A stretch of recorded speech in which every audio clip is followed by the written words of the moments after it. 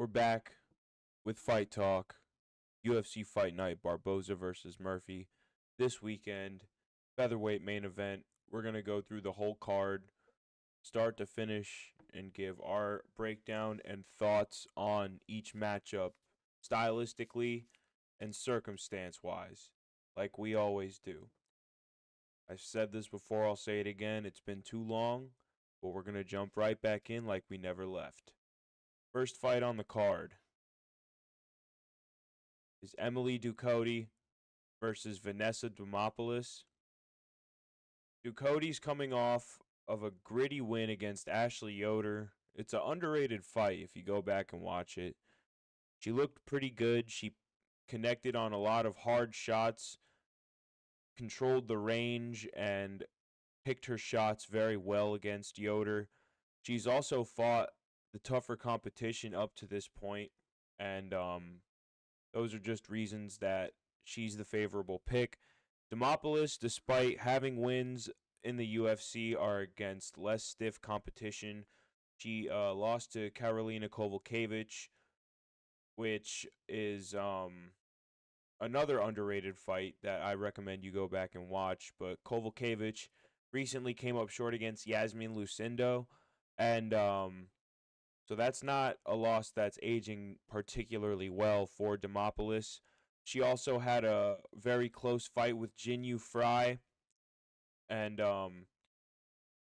those are just fights that, compared to Ducote's fights, are not as reliable for a pick. So I would favor Emily Ducote in this one. Next matchup, Alatengheili versus Kleydson Rodriguez in the bantamweight division. Alatengheili is very technically proficient, and honestly, he's underrated. He has pretty crisp boxing combinations. He's got a snappy cross-hook combo.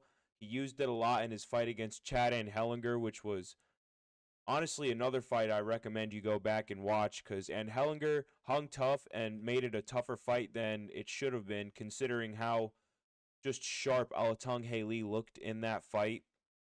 But considering that, Alatengheili's also fought the stiffer competition compared to Kleydson Rodriguez, and Klaydson's only win in the UFC is against Shannon Ross, and if you go back and watch that fight, it's actually like a spinning gluteus maximus strike that kind of initiated the finishing sequence.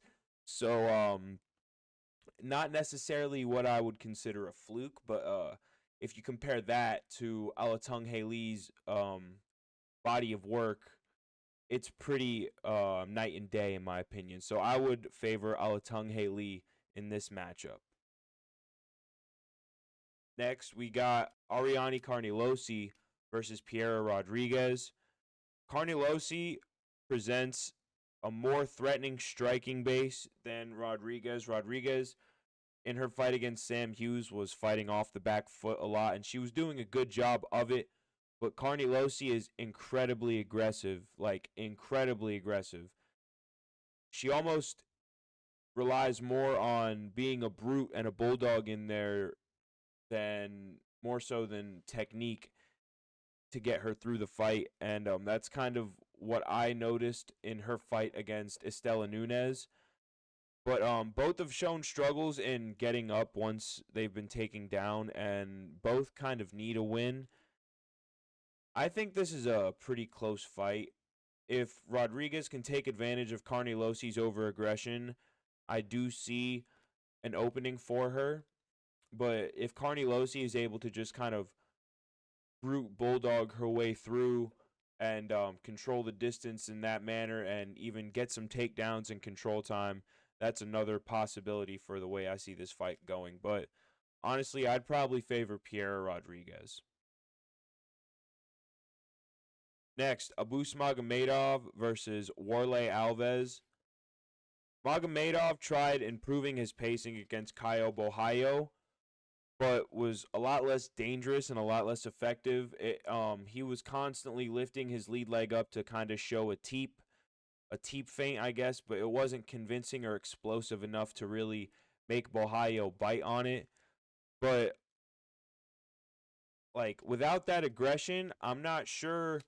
I'm curious, you know, to see if he'll have an ability to present like a maintainable higher pace that he can build off of against somebody like Warlley Alves, who has fought a lot of tough guys in his UFC career, and like he's fought them on their way up, like Gabriel Bonfim, Nicholas Dalby. That fight with Dalby was very good, along with Colby Covington. I'm pretty sure he gave Colby Covington one of his only early losses in the UFC. But I think the UFC is trying to give a boost, like a more winnable fight, and it's more on Magomedov to capitalize, which I think he will. I think this is a fight where we'll see what his true potential is in the UFC. And I'm just curious, like I said, to see if he presents a maintainable higher pace that is more threatening than what we saw against Bohadio. So my pick for this is Abus Magomedov.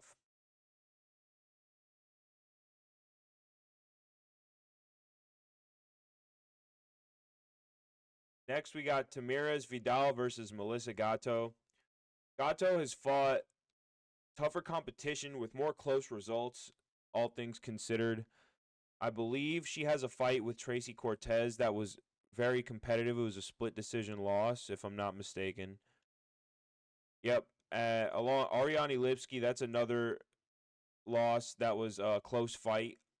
That was the split decision loss. The Tracy Cortez loss was unanimous, but regardless, um, and considering her losses are to fighters who are improving with every win and building off of their wins, I feel like Gatto has the ability to neutralize Vidal's attack, and it might be with the takedowns. I think considering Vidal's presenting of takedown openings in her previous fights, that's something Gatto will try to exploit. And also, like I said, past matchups and past fights are pretty clear indicators as to what their tendencies and tells are. And Vidal has a lot more tells than Gatto, who has had a lot of competitive losses. So my pick for this one is Melissa Gatto. Next fight is Oumar C versus Tuco Tokkos. And this is an odd one just because this is the third matchup for Oumar C. Like the third guy he was supposed to fight. He was supposed to fight Hidalgo Bellato originally. That fell out. And then he was supposed to fight, I think his name is Antonio Tricoli. That fight fell out. And now he's given Tuco Tokkos. I watched brief film on Tuco and a fight of Oumar, and honestly, it seems like Oumar is a lot more well-rounded and a lot more composed with his posture and his technique, and I definitely see Oumar finding a lot better ability to capitalize on the openings that Tuco displayed in the one fight that I watched of his. Nonetheless, find my notes real quick.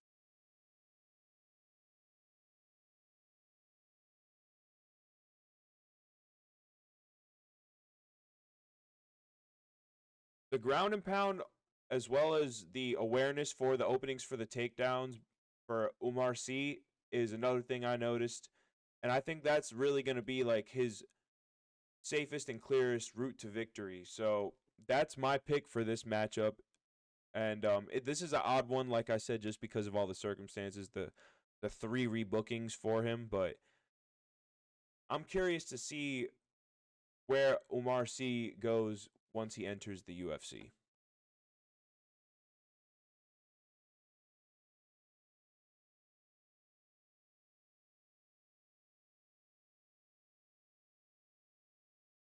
Next is Victor Martinez versus Tom Nolan. Both are coming off of losses. Martinez lost to Jordan Levitt, got finished by Jordan Levitt, and Tom Nolan lost to a very, very motivated Nicholas Malta. Like, Malta went into that fight with a lot of weight on his shoulders, considering the outcome of his previous performances. And when you go back and watch Tom Nolan's Contender Series fight, the fight that got him his UFC contract, it's very clear that the ability and the talent is there. And I think he's a more favorable pick when you go back and, like, based off that Contender Series fight especially. And Victor Martinez, I just don't really see somebody who was finished by Jordan Levitt being able to beat someone that's, like, capable of knocking another man out. Tom Nolan's knockout on the Contender Series, who was it against? Against Bogdan Grad. Bogdan Grad is fighting Michael Aswell, by the way, on the Contender Series this year. Michael Aswell is somebody I've seen fight in person. He fought on the main event of Fury FC 85 against Josh Altum. Banger of a fight. So I definitely see Tom Nolan as having the skills to beat Victor Martinez. And for that, I'm picking Tom Nolan. Next, we've got Angela Hill versus Luana Pinheiro. Hill is like the ultimate strawweight gatekeeper, and I mean that in the most respectful way possible, because she has a style that is based on setting a super difficult pace to keep up with. And if you go back and watch Pinheiro's fight against Amanda Hebos, she gassed very obviously late in the fight, and it actually led to her getting stopped.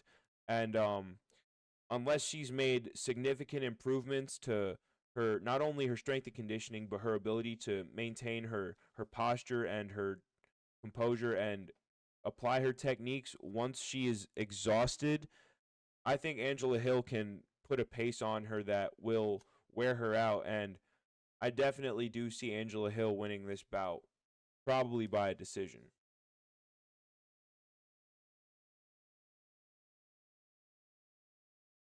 Next, we got Adrian Yanez versus Vinicius Salvador.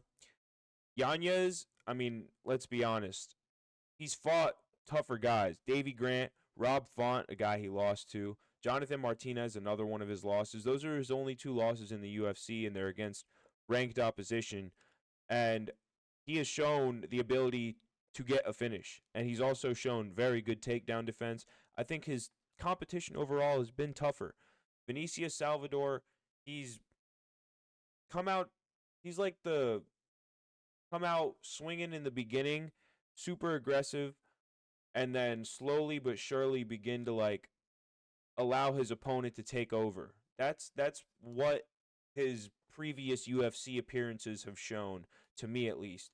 And with his boxing compared to Yanez's, it's nowhere near where Yanez is in terms of being able to exchange in the pocket and capitalize on countering opportunities. So I'm definitely going to be favoring Adrian Yanez in this matchup. I think this was another situation similar to the Abus Magomedov versus Warlley Alves matchup, where the UFC is giving a fight to Yanez that they want him to win and believe he can win, and it's supposed to be a bounce back, a layup. Not to say Salvador doesn't present threats, but stylistically, I favor Adrian Yanez.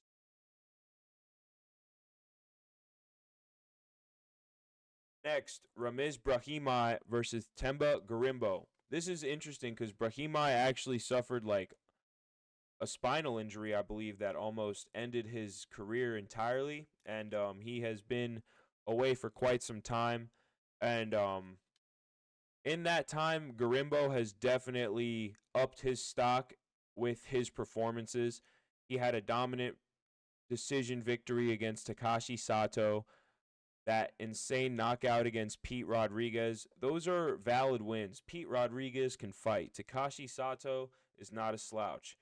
Those guys have more proof within their victories than the victories of Brahimaj, in my opinion at least. I just think that on top of the activity of Gorimbo and the fact that he's been able to build off his wins in the way that he has is what's going to favor him in this matchup. That's not to say Brahimaj is probably not coming back. There's no doubt that Brahimaj is coming back into this with a huge chip on his shoulder, considering the circumstances of his career. But trajectory favors Themba Gorimbo, as well as just what he has shown between the striking and the grappling in his past fights. The co-main event, actually a much more interesting matchup than I originally thought between Khaos Williams and Carlston Harris. Harris has proved me wrong in the past, admittedly, with that comeback submission against Jeremiah Wells specifically. And he hasn't had a loss in the UFC since Shavkat. And look where Shavkat is at now, right?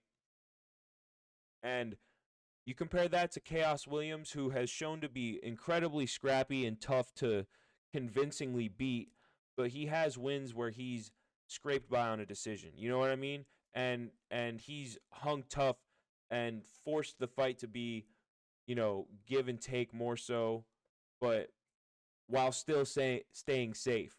Carlston Harris has had those fights where he's had to take risks late in the fight, and they've paid off. If you take Khaos Williams' fight against Rolando Bedoya, for example, that was tit for tat down the wire. If you take Carlston Harris's fight against Jeremiah Wells, that fight was tit for tat down the wire, and Carlston Harris found the finish late. So for that, I'm going to have to favor Carlston Harris. I am interested to see if this fight will get to the ground, but I'm also curious to see if the inactivity of Khaos Williams is going to play a factor, because I also think that there are moments between Harris and Williams where there's a chance Harris will catch Williams overswinging out of position and potentially wrap him up, take him down, and find some type of submission. But like I said, I favor Carlston Harris in the co-main.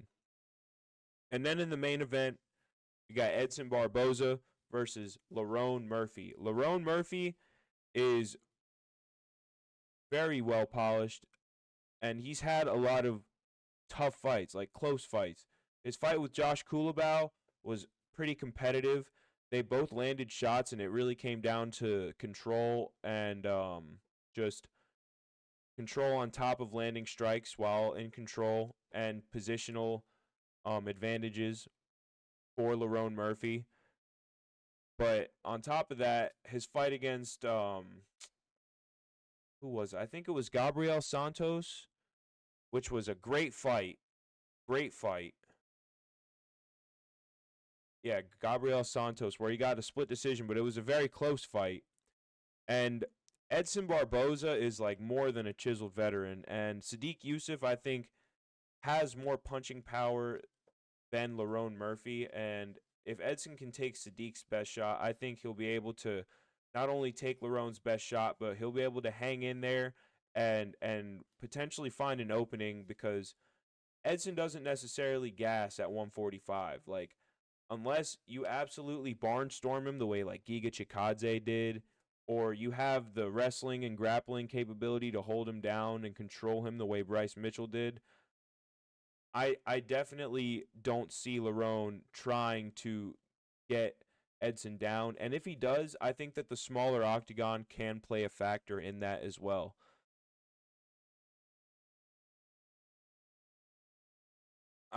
There's just a lot of moments where Edson has taken advantage of somebody being out of position for a moment and capitalized to the fullest extent to get like a knockout. And I see that as a possibility for Edson. I think that he'll be able to keep on the gas and maintain consistent with his posture and with his techniques. Whereas we've seen Lerone kind of post for a second and then try and re-enter, and that's not something you can really get away with against Barboza. But all things considered, I'm going to have to favor Edson Barboza, either by decision or maybe a late stoppage. But I do think this has potential to be a great fight. I really do. I'm not counting Lerone Murphy out whatsoever, but I do think that the experience favors Edson.